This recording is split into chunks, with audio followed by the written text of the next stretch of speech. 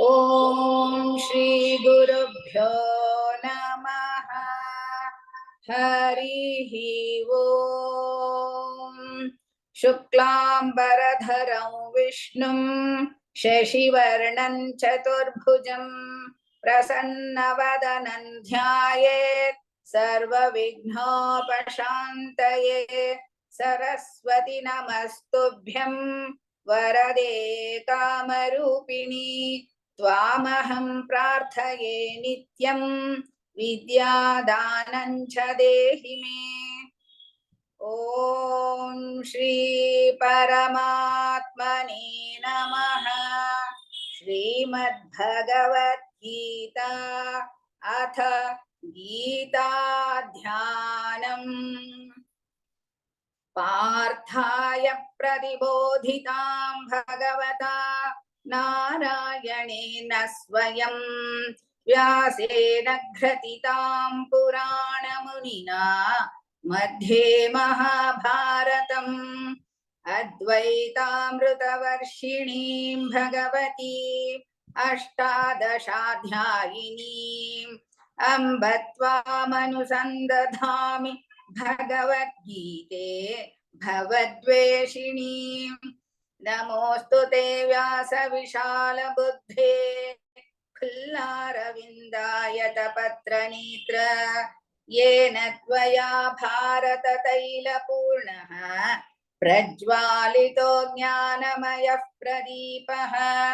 प्रपन्नपारिजाताय स्तोत्रवेत्रैकपाणये ज्ञानमुद्राय कृष्णाय गीतामृतदुहे नमः।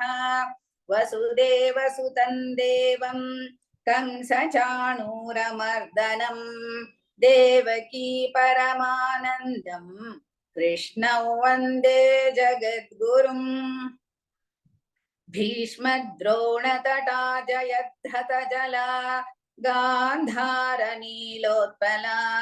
शल्यग्राहवती कृपेण वहनी कर्णेन वेलाकुला अश्वत्थामविकर्णघोरमकरा दुर्योधनावर्तिनी सोत्तीर्णा खलु पाण्डवैरणनदी कैवर्तकः केशवः पाराशर्यवचः सरोजममलं गीतार्थगन्धोत्कटं नानाख्यानककेसरं हरिकथा सम्बोधना बोधितं लोके षज्जन षट्पदैरहरः पेपीयमानं मुदा भूयात् भारत पंकजं कलिमलप्रध्वंसिन श्रेयसे। मूकं करोति वाचालं पङ्गुल्लङ्घयते गिरिं यत्कृपातमहं वन्दे परमानन्दमाधवम्। गीताशास्त्रमिदं पुण्यं यः पठेत् प्रयतः पुमान् विष्णोः पदमवाप्नोति भयशोकादिवर्जितः। गीताध्ययनशीलस्य प्राणायामपरस्य च नैव सन्ति हि पापानि पूर्वजन्मकृतानि च। मलनिर्मोचनं पुंसां जलस्नानं दिने दिने सकृद्गीताम्भसि स्नानं संसारमलनाशनं। गीता सुगीता कर्तव्या किमन्यैः शास्त्रविस्तरैः या स्वयं पद्मनाभस्य मुखपद्माद्विनिसृता भारतामृत सर्वस्वं विष्णोर्वक्त्राद्विनिसृतं। गीता गंगोदकं पीत्वा पुनर्जन्म न विद्यते सर्वोपनिषदो गावः दोग्धा गोपालनन्दनः पार्थो वत्सत्सुधीर्भोक्ता दुग्धं गीतामृतं महत्।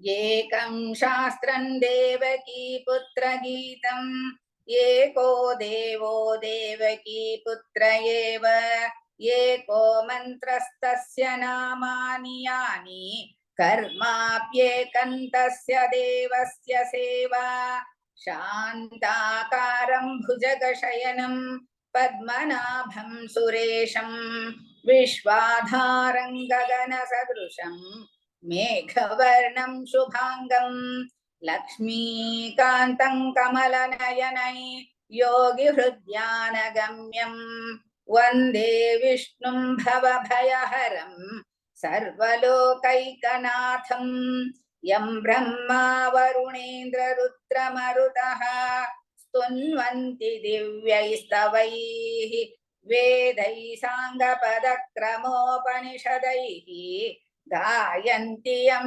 सामगाः ध्यानावस्थिततद्गतेन मनसा पश्यन्ति यं योगिनः यस्यान्तन्न विदुः सुरासुरगणाः देवाय तस्मै नमः।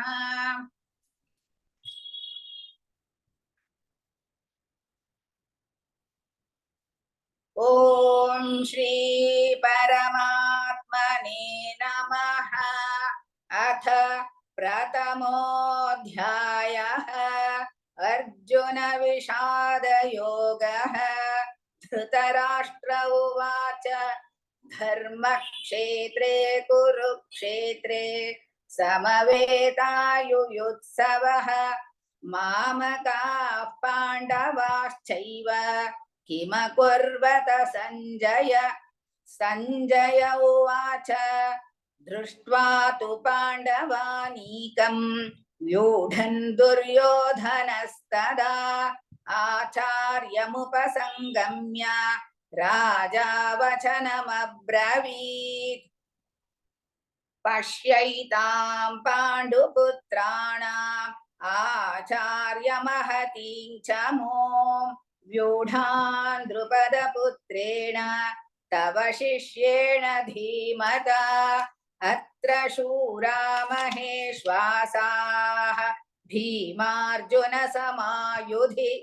युयुधानो विराटश्च द्रुपदश्च महारथः धृष्टकेतुश्चेकितानः काशीराजश्च वीर्यवान् पुरुजित् कुन्तिभोजश्च शैब्यश्च नरपुङ्गवः युधामन्युश्च विक्रान्तः उत्तमौजाश्च वीर्यवान् सौभद्रो द्रौपदेयाश्च सर्व एव महारथाः अस्माकं तु विशिष्टाये तान् निबोधद्विजोत्तम नायका मम सैन्यस्य संज्ञार्थं तान् ब्रवीमि ते। भवान् भीष्मश्च कर्णश्च कृपश्च समितिञ्जयः अश्वत्थामा विकर्णश्च सौमदत्तिस्तथैव च अन्ये च बहवः शूराः मदर्थे त्यक्तजीविताः नानाशस्त्रप्रहरणाः सर्वे युद्धविशारदाः अपर्याप्तं तदस्माकं बलं भीष्माभिरक्षितं पर्याप्तं त्विदमेतेषां बलं भीमाभिरक्षितम् अयनेषु च सर्वेषु यथा भागमवस्थिताः भीष्ममेवाभिरक्षन्तु भवन्तः सर्व एव हि तस्य सञ्जनयन् हर्षं कुरु वृद्धः पितामहः सिंहनादौ विनद्योचैः शङ्खं दद्मौ प्रतापवान् ततः शङ्खाश्च भैर्यश्च पणवानकगोमुखाः सहसैवाभ्यहन्यन्त सशब्दस्तु मुलोऽभवत् ततः श्वेतैर्हयैर्युक्ते महति स्यन्दने स्थितौ माधवः पाण्डवश्चैव दिव्यौ शङ्खौ प्रदध्मतुः पाञ्चजन्यं ऋषिकेशः देवदत्तं धनञ्जयः पौण्ड्रं दद्मौ महाशङ्खं भीमकर्मावृकोदरः अनन्तविजयं राजा कुन्तीपुत्रो युधिष्ठिरः नकुलः सह देवश्च सुघोषमणिपुष्पकौ काश्यश्च परमेश्वासः शिखण्डी च महारथः दृष्टद्युम्नो विराटश्च सात्यकिश्चापराजितः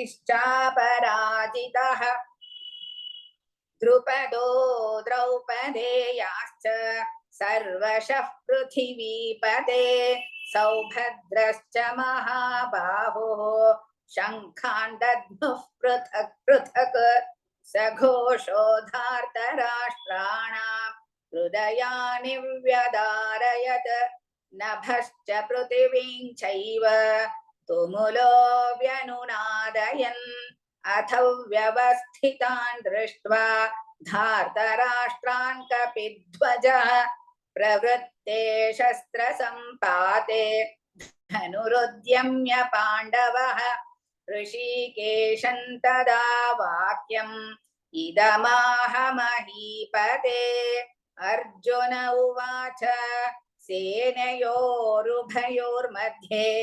रथं स्थापयामीच्युत यावदेतान्निरीक्षेऽहं योद्धुकामानवस्थितान् कैर्मया सह योद्धव्यम् अस्मिन् रणसमुद्यमे योत्स्यमानानवेक्षेऽहं ययेतेऽत्र समागताः धार्तराष्ट्रस्य दुर्बुद्धेः युद्धे प्रियचिकीर्षवः संजय उवाच एवमुक्तो हृषीकेशः गुडाकेशेन भारत सेनयोरुभयोर्मध्ये स्थापयित्वा रथोत्तमम् भीष्मद्रोणः प्रमुखतः सर्वेषां च महीक्षिताम् उवाच पार्थ पश्यैतान् समवेतान् कुरूनिति तत्र पश्यत् स्थितान् पार्थः पितॄनथ पितामहान् आचार्यान् मातुलान् भ्रातॄन् पुत्रान् पौत्रान् सखींस्तथा श्वशुरान् सुहृदश्चैव सेनयोरुभयोरपि तान् समीक्ष स कौन्तेय सर्वान् बन्धूनवस्थितान् कृपया परयाविष्टः विषीदन्निदमब्रवीत् अर्जुन उवाच दृष्ट्वेमं स्वजनं कृष्ण युयुत्सुं समुपस्थितं सीदन्ति मम गात्राणि मुखं च परिशुष्यति वेपथुश्च शरीरे मे रोमहर्षश्च जायते गाण्डीवं स्रंसते हस्तात् त्वच्चैव परिदह्यते न च शक्नोम्यवस्थातुं भ्रमतीव च मे मनः निमित्तानि च पश्यामि विपरीतानि केशव न च श्रेयोनुपश्यामि हत्वा स्वजनमाहवे न काङ्क्षे विजयं कृष्ण न च राज्यं सुखानि च किं नो राज्येन गोविन्द किं भोगैर्जीवितेन वा येषामर्थे काङ्क्षितन्नः राज्यं भोगाः सुखानि च तयिमेव स्थिता युद्धे प्राणां त्यक्त्वा धनानि च आचार्याः पितरः पुत्राः तथैव च पितामहाः मातुलाः श्वशुराः पौत्राः शालाः सम्बन्धिनस्तथा एतान्न हन्तुमिच्छामि नतोऽपि मधुसूदन अपि त्रैलोक्यराज्यस्य हेतुः किन्नु महीकृते निहत्य धार्तराष्ट्रान्नः का प्रीतिः स्या जनार्दन पापमेवाश्रयेदस्मान् हत्वैतानाततायिनः तस्मान्नार्हा वयं हन्तुं धार्तराष्ट्रान् स्वबान्धवान् स्वजनं हि कथं हत्वा सुखिनः स्याम माधव यद्यप्येतेन पश्यन्ति लोभोपहत चेतसः कुलक्षयकृतं दोषं मित्रद्रोहे च पातकम् कतन्न ज्ञेयमस्माभिः पापादस्मान्निवर्तितुं कुलक्षयकृतं दोषं प्रपश्यद्भिर्जनार्दन कुलक्षये प्रणश्यन्ति कुलधर्माः सनातनाः धर्मे नष्टे कुलं कृत्स्नम् अधर्मोऽभिभवत्युत अधर्माभिभवात् कृष्ण प्रदुष्यन्ति कुलस्त्रियः स्त्रीषु दुष्टासु वार्ष्णेय जायते वर्णसङ्करः संकरो नरकायैव कुलज्ञानां कुलस्य च पतन्ति पितरो ह्येषां लुप्तपिण्डोदकक्रियाः दोषैरेतैः कुलज्ञानां वर्णसङ्करकारकैः उत्साद्यन्ते जातिधर्माः कुलधर्माश्च शाश्वताः उत्सन्नकुलधर्माणां मनुष्याणां जनार्दन नरके नियतं वासः भवतीत्यनुशुश्रुम अहो बत महत्पापं कर्तुं व्यवसिता वयं यद्राज्यसुखलोभेन हन्तुं स्वजनमुद्यताः यदि मामप्रतीकारम् अशस्त्रं शस्त्रपाणयः धार्तराष्ट्रारणे हन्योः तन्मे क्षेमतरं भवेत् सञ्जय उवाच एवमुक्त्वार्जुनः सङ्ख्ये रथोपस्थ उपाविशत् विसृज्य सशरं चापं शोकसंविघ्नमानसः ॐ तत्सदिति श्रीमद्भगवद्गीतासु उपनिषत्सु ब्रह्मविद्यायां योगशास्त्रे श्रीकृष्णार्जुनसंवादे अर्जुनविषादयोगो नाम प्रथमोऽध्यायः सर्वधर्मान् परित्यज्य मामेकं शरणं व्रज अहं त्वा सर्वपापेभ्यः मोक्षयिष्यामि मा शुचः।